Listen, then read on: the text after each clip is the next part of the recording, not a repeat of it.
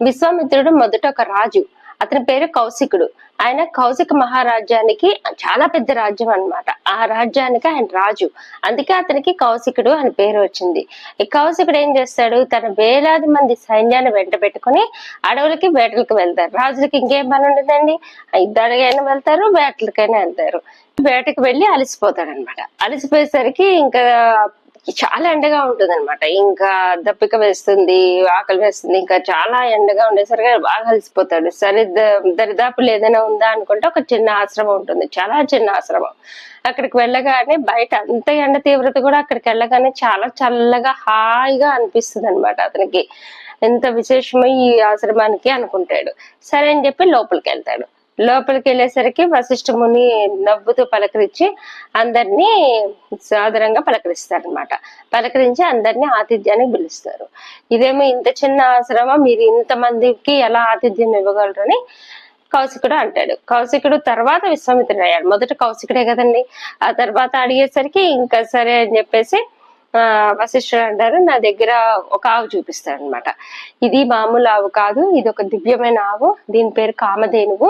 పాల సముద్రం చిలికినప్పుడు దేవతలు ఇది నాకు ఇచ్చారు. దాని నుంచి మొత్తం వాళ్ళకి కావాల్సిన బిందు భోజనాలన్నీ ఏర్పాటు చేసి విందు పెడతారు. ఇది నాకు ఇస్తారని, నా రాజ్యంలో ఉంటే ఇంకా బాగుంటుంది కదా అంటే, లేదు ఇది నాకు ఆవు లెక్క కాదు, ఇది నా బిడ్డ లెక్క, నేనైతే ఇవ్వలేను అని చెప్తాడు అనమాట. అప్పుడు విశ్వామిత్రుడికి వెంటనే విందు పెట్టాడు అని కృతజ్ఞత కూడా లేకుండా చాలా కోపం వస్తుంది. కోపం వచ్చే మహర్షుల్లో మనం చెప్పుకోదగ్గదే దుర్వాస మహర్షి, విశ్వామిత్రుడు. ఇద్దరికి కోపం అని చెప్పుకుంటాం. విశ్వామిత్రుడికి వెంటనే, విశ్వామిత్రుడు అని చెప్పకూడదు ఇక్కడ, కౌశికుడికి చాలా కోపం వస్తుంది అనమాట. కోపం వచ్చి ఏం చేస్తాడు, సరే అని చెప్పేసి ఇంకా తన సైన్యం ఉంటుంది కదా, చాలా మంది సైన్యం అంట, వేలాది సైన్యంతో వస్తాడు వేటకి. ఈ సైన్యం అంతటికీ కూడా పాపం విందు ఏర్పాటు చేస్తాడు వశిష్ఠులు. ఆ కృతజ్ఞత కూడా లేకుండా ఈయన ఏం చేస్తారు, యుద్ధం ప్రకటిస్తారు. ఇంకా కామధేనుకి కోపం వచ్చి దాని నుంచి వేలాది సైన్యం పుట్టుకు వచ్చి వాళ్ళ సైన్యాన్ని అంతా, కౌశికుడి సైన్యాన్ని అంతా ఓడిచ్చేస్తుంది అనమాట. ఓడిచ్చేసరికి ఇంకా కౌశికుడికి చాలా కోపం వస్తుంది.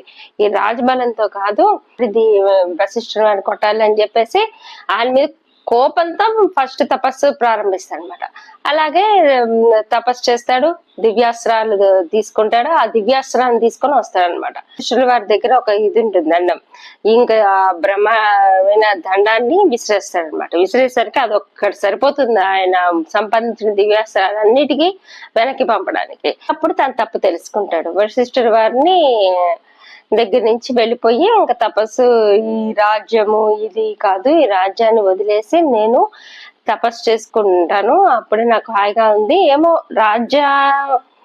రాజుగా తను మొత్తం జీవితాన్ని అనుభవించాడు, ఇటు తపస్సు వశిష్ఠ ముని వారి మీద కోపంతో తపస్సు చేసినప్పుడు జీవితాన్ని అనుభవించారు. ఈ రెండు జీవితాల్లో ఆయనకి తపస్సు చేసినప్పుడు చాలా ప్రశాంతంగా అనిపించింది ఏమో, అందుకే రాజ్యాన్ని వదిలేసేసి అప్పుడు ఇంకా తపస్సు చేయడం మొదలు పెడతారనమాట. రాజుగా ఉన్నప్పుడు ఆయనకి భార్య ఉండేది, ఆమె పేరు హేమవతి. ఇంకా తపస్సు చేయడమే అని చెప్పేసి ఇంకా అన్నిటినీ వదిలేస్తాడు అనమాట. రాజ్యాన్ని, భార్యని అన్ని వదిలేసి తపస్సుకు వెళ్ళిపోతాడు. తపస్సు చేస్తూ ఉంటే అప్పుడు ఇంద్రుడు, అతని కఠోరమైన తపస్సు చూసి ఇంద్రుడికి భయం వేస్తుంది అనమాట. ఇంకా ఇంద్రుడికి భయం వేసి మేనకని పంపిస్తాడు. ఆయన మొదట ఆమె మీద ఆకర్షణకు లోనవుతాడు. వాళ్ళిద్దరూ కలిసి కొంతకాలం జీవిస్తారు అనమాట. ఆ జీవించినప్పుడు మేనకకి ఒక బిడ్డ కలుగుతుంది, ఆమె శకుంతల. ఇంకా మేనక ఏం చేస్తుంది, శకుంతలతో ఉన్నప్పుడు ఇంకా విశ్వామిత్రుడికి ఇదేం జీవితం, నేను ఈ జీవితం అయితే రాజ్యంలోనే ఉండేవాడిని, నేను ఇక్కడికి ఎందుకు వస్తాను, అడవులకి తపస్సు చేసుకొని ఉండడానికి వచ్చి మళ్ళీ ఇదే అనుభవిస్తున్నాను అని చెప్పి అతను ఇంకా దూరంగా వెళ్ళిపోతాడు మళ్ళీ తపస్సు చేసుకోవడానికి. ఇంకా మేనక ఏం చేస్తుంది, ఆ శకుంతలని ఒక అడవిలో వదిలేసి వెళ్ళిపోతుంది. అప్పుడు కణ్వ మహర్షి, అప్పుడు ఆ సమయంలో పక్షులే ఆమెని చూసుకుంటాయి అని కథలు ఉన్నాయి. ఇంకా కణ్వ మహర్షి ఆమెను తీసుకెళ్లి పెంచుతారనమాట. మేనక వెళ్ళిపోతుంది తిరిగి స్వర్గానికి. విశ్వామిత్రుడు వారి తప్పు తెలుసుకొని మళ్ళీ తపస్సు ప్రారంభిస్తాడు. ఇంకా ఈసారి ఇంకా కఠోరమైన తపస్సు చేస్తాడు. మళ్ళీ ఇంద్రుడు ఏం చేస్తాడు, అమ్మో నాకు చాలా ముప్పు కలుగుతుంది, ఈ తపస్సు ఇది భంగం చేయాలని చెప్పేసి ఈసారి రమ్మని పంపిస్తాడు. ఆయనకి ఇలాగా ఇంద్రుడు రమ్మని పంపిస్తున్నాడని తెలుసుకొని ముందే కోపం వచ్చేస్తుంది. ఆమె ఇంకా మొదలే పెట్టదు, ఆటంగా పరచదు. ఇంకా ఆయనకి కోపం వచ్చేసి రంభని ఒక శిలగా మారిపోమని చెప్తాడనమాట. ఇంకా రంభేమో రాయిలాగా మారిపోతుంది. ఇంకా రాయిలాగా మారిపోయి మళ్ళీ ఎప్పుడు శాప విమోచనం అనేది ఇంకేం ఉండదు ఇక్కడ. కానీ ఎవరైనా ఒక శాపం ఇచ్చారంటే అది 1000 సంవత్సరాలు ఉంటుందట. 1000 సంవత్సరాల తర్వాత మళ్ళీ రంభగా మారిపోయి తిరిగి స్వర్గలోకానికి వెళ్ళిపోతుంది. ఇంకా ఇక్కడ విశ్వామిత్రుల వారు బాగా తపస్సు చేస్తారనమాట. తపస్సు చేసేసి తన కోపాన్ని జయిస్తాడు. అప్పుడు చాలా బాధపడతాడు. ఆ సమయంలో చాలా బాధపడతాడు. ఏంటి నేను ఆమె ఇంకా ఏం చెయ్యలేదు, నా కోపాన్ని అయితే నేను జయించలేకపోతున్నాను. చాలా సార్లు ఈ తపస్సు చేసే సమయంలో వశిష్ఠుల వారిని కలుస్తూ ఉంటారనమాట. కానీ ఎప్పుడు కలిసినా వశిష్ఠుల వారు ఆయన్ని రాజర్షి అనే పిలుస్తారనమాట.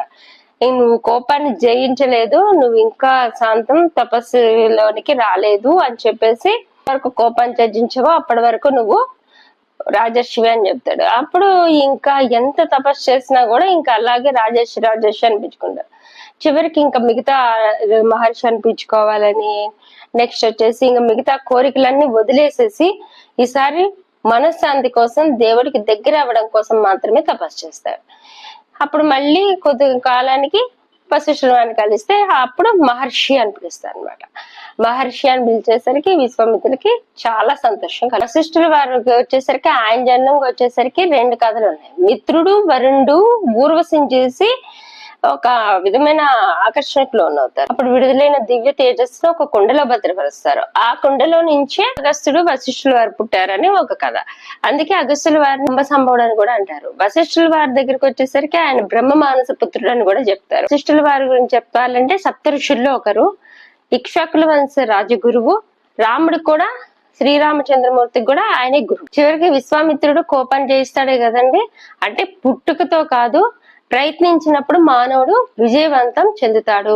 ఎలా పుట్టాడు అని కాకుండా అబ్దుల్ కలాం గారు ఒక మాట చెప్తారు, పుట్టుకతో నువ్వు పేదవాడు అవ్వచ్చు, కానీ నువ్వు పోయేటప్పుడు మాత్రం పేదవాడుగా పోకూడదు. అంటే నువ్వు పుట్టుకతో ఎలా అయినా పుట్టు, కానీ ప్రయత్నం మీద నువ్వు ఖచ్చితంగా విజయవంతుడు అవుతావు అని ఈ కథ సారాంశం.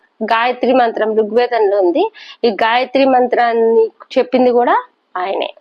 ఓం భూర్భువస్వః తత్సవితుర్వరేణ్యం గర్గో దేవస్య ధీమహి ధియో యో న ప్రచోదయాత్.